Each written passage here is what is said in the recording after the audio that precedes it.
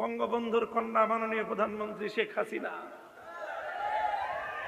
আমি আপনার জন্য মামুনুল হক শাইখুল হাদিসের সন্তান এই যুগে সেই ভূমিকা পালন করতে চাই।